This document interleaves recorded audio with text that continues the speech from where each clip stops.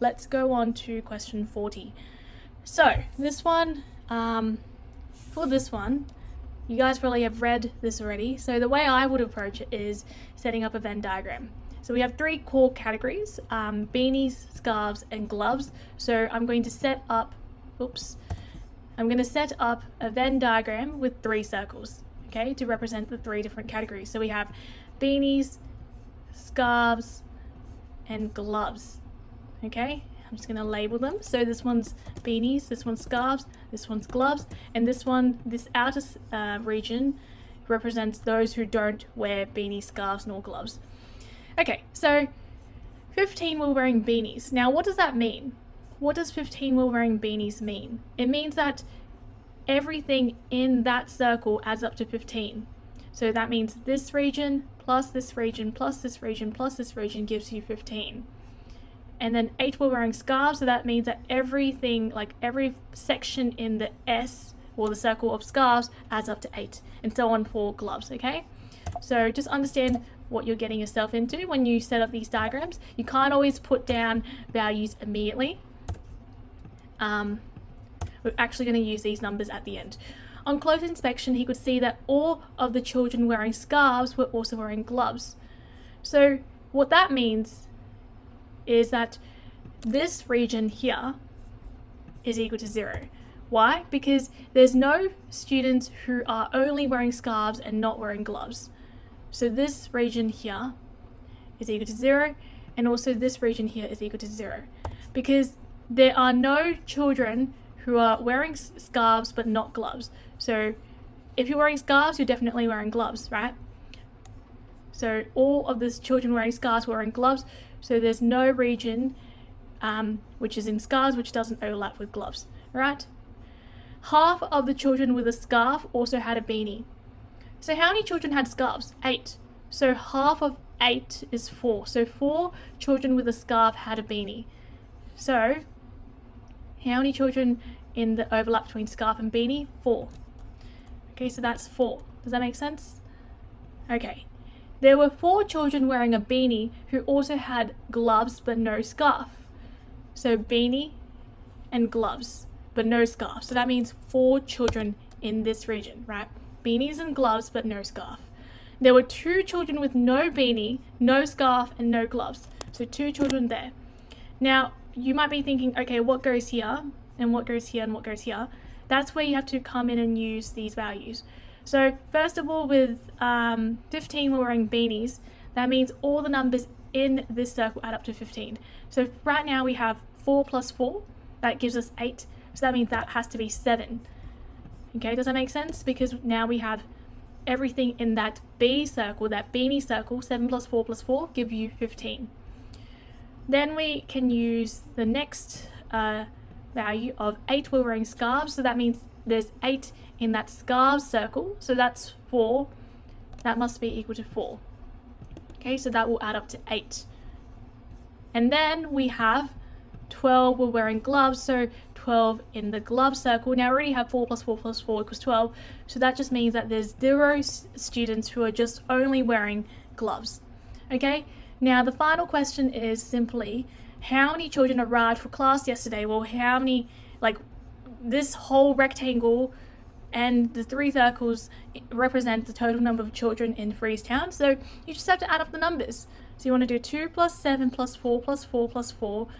Okay, 2 plus 7 plus 4 plus 4 plus 4. You don't have to add the zeros. And you're going to get a final answer of 21. Comment down below if that makes sense. I hope this was helpful. Setting up a good diagram really helps you with solving a question like this. And I think also doing a large volume of these Venn diagram type questions is really helpful. But yeah, it's just a matter of practice, and you can certainly work on these question types and improve. Okay, so don't stress. So I'll talk about some tips to improve in that section. Volume and practice, right? I know it sounds really simple, but you have to do as many questions as possible. Volume helps a lot, and the only way to improve is actively trying these questions and trying to spot different patterns, right? Looking for similarities and differences, and forcing your mind to rapidly work through inferences. Timing is everything. You only have 1 minute. And remember, the test is designed to be solvable in the 40 minutes, right? They designed it for year 6 kids, so it's achievable, but it's hard, but it is doable, okay? So make sure you focus on specific techniques, construct simple, easy to interpret diagrams, right? Use shorthand, for example, R instead of Raymond. Just practice drawing diagrams that make sense to you. And do them fast, right? Just make sure you understand you have very limited time. If you're taking your time and all, dawdling around, you're going to run out of time. You might end up missing 5, 10, 15 questions, and that's not good, okay? So make sure you work fast.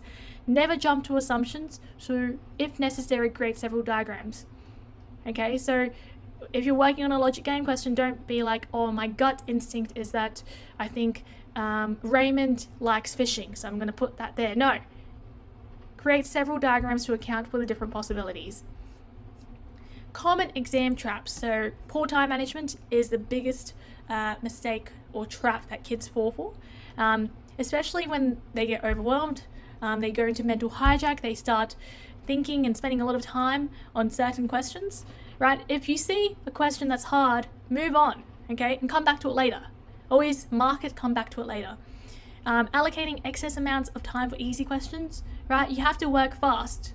You want to aim, and I know this might not be possible, you want to aim for 5 minutes left to check the questions in the end. This might not be possible, but that should be a pretty good goal, okay? Spending too much time on certain questions, and not looking for the fastest, easiest route.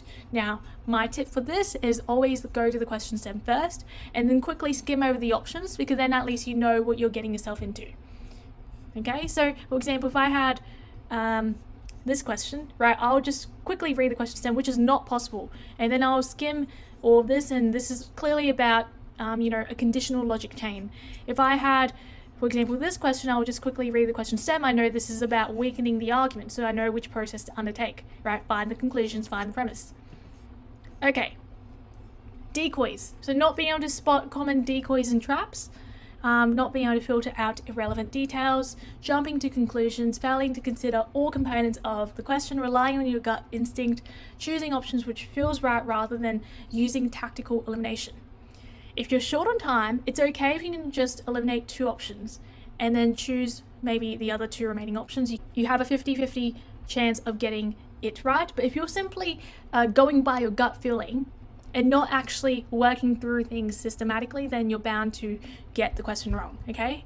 And I think doing mock trial tests, simulated test conditions is super useful, because if you are not used to the stress that comes with sitting the test, then you're not able to perform optimally. A bit of stress is good. It's known as eustress, and that will help you, that will give you the adrenaline rush to think fast, think quick, and get pumped to work through these questions. But too much stress is also not good, because then you start freaking out.